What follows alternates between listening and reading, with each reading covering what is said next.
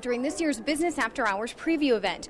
From the works in the corridor behind me, which will be featured in this year's wall sale. Now, Dunbar's case was the first to occur and be investigated under the Castle Doctrine law passed in 2009, but it was not the first to go before a jury since the law's passage. Most customers entered the coffee to-go drive-thru from the eastbound lane.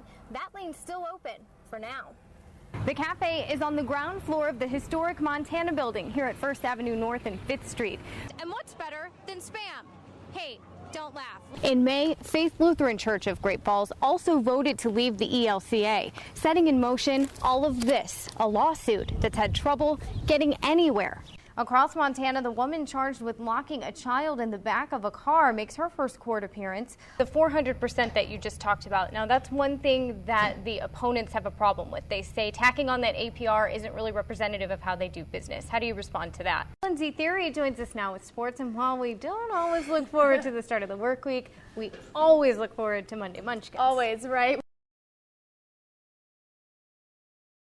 Governor Brian Schweitzer and Senator Jon Tester spent the day surveying and discussing flood damage throughout the state. News Channel 5's Andrea Fisher boarded a helicopter with them as they observed the water in Fergus County.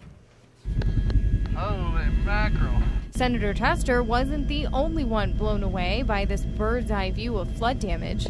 75 was a big year, but nothing like this. Before takeoff, Senator Tester and Governor Schweitzer met with state and Fergus County officials to discuss this unprecedented situation. Making the million threshold, in my judgment, is not going to be an issue. $1 million is the amount of damage needed for Montana to qualify for federal disaster aid. Primary slide will be down here then. Boy, they're working at it right as we speak, huh? Also working on the ground, volunteers at the Lewistown Civic Center. Some of them are over-flooded and they just can't take the time to stop to eat, so we've been feeding them. It just feels good to be able to give back. In town, the water has receded some, and many residents are in surprisingly good spirits, like Tracy, who lost almost everything when her basement apartment flooded. I'll start over again, and there's a lot more people that's got it a lot worse than I do, so we'll figure out something. It's good people's spirits are up because it's make it that much worse to deal with, but at some point in time, they've got to see progress too. So from the air, they observe the Judith River. Looks like the Missouri. Yeah. She's a-cookin'. And the East Fork Spring Creek Reservoir, which is at capacity but functioning as designed. If we didn't have that, the whole town would be flooded, I'd tell you that. Yet farmland is flooded, bridges are washed out, and homes need expensive repairs. And it was pointed out by the commissioners today that the problem is that this ain't the only place this is happening. That's why the governor's advice to local officials: document, document, document, so every washed-out road and flooded home can be repaired. It's going to be critical we get adequate monies or it ain't going to happen, and next time it'll just get worse and worse and worse. The volunteers in town are afraid it's about to get worse, but no matter what, they'll have meals waiting for those who need them. From the skies above Fergus County, Andrea Fisher, News Channel 5. 54-year-old Clinton Fairbanks of Geraldine died of internal injuries sustained in a motorcycle crash. The accident occurred near Moccasin Creek on U.S. Highway 2 near West Glacier on July 25th. Now the community of Geraldine is coming together to help the family he left behind. The sight of 12 combines running simultaneously is pretty spectacular, but in this case, bittersweet. Neighbors and friends are doing all they can to get 600 acres of wheat harvested for a family who lost so much less than a month ago. I was watching them out there cutting our wheat, and at first it was like, wow, this is amazing and how wonderful. But then I just started crying, because we'd rather have Clint out here. But, it's a double whammy. You don't realize what a small community is about until you have something like this happen. And 7 years ago, my mom passed away. We had the same group of people coming in and doing the same thing. It's just unreal that you have enough. There's enough friends and community people around that are just willing to drop their own harvest and come in and help us get everything done. It's unreal. Whether they're cutting wheat or making sandwiches, these folks are living proof that a tight-knit community is just like one big extended family. Dad he'd be tickled.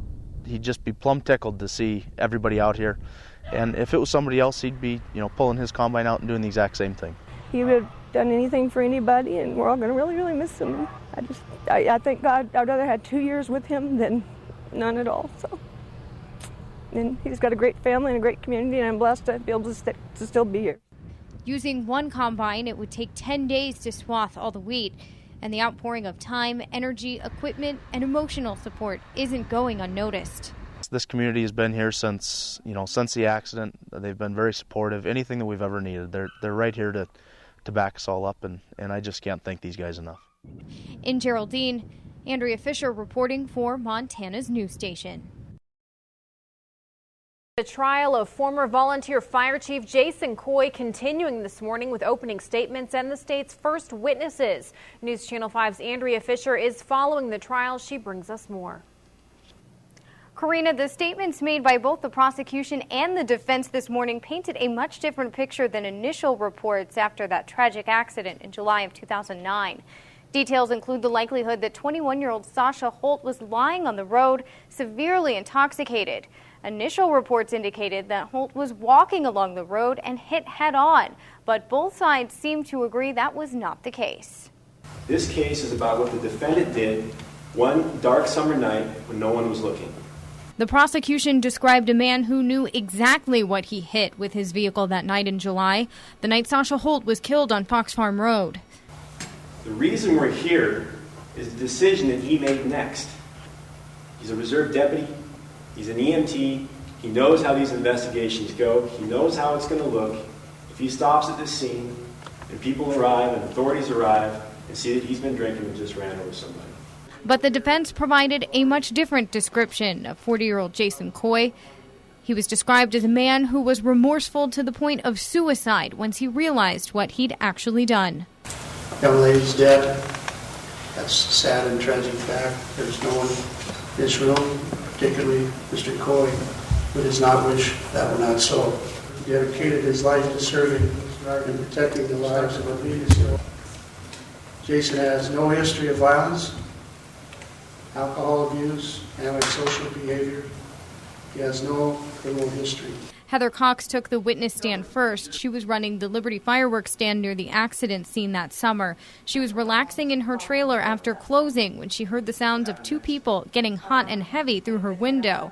Then a mumbled, disoriented female voice. The next notable thing would be I heard what it sounded like something getting hit, and I remarked to my friend I was texting that I thought something had been hit outside my trailer. Cox says she heard that sound twice. She likened it to a car hitting a speed bump in the span of 30 to 45 seconds. She says both occurrences sounded the same, and after the second, she called 911. Fox Farm Road and East Piazza, just south of the city limits, have a possible 1060 car crash. The second car to hit Holt turned around and blocked the road to keep a third vehicle from striking her. That driver also called 911. Is there a car around there anywhere? There's two of us. We stopped here. She has been mutilated. It would be fair to say that Mr. Cushman never indicated that he had any involvement in whatever had happened to the young lady in that call. That's what I heard, is that, yeah, he didn't indicate that. Coy's defense attorney says an expert he hired estimated Coy's blood alcohol content based on his weight and the time he spent drinking beer during dinner. The figure he came up with, between 0.04 and just under 0.06. 0.08 is the legal limit for driving. The prosecution will continue calling witnesses tomorrow. Reporting from the studio, Andrea Fisher, News Channel 5.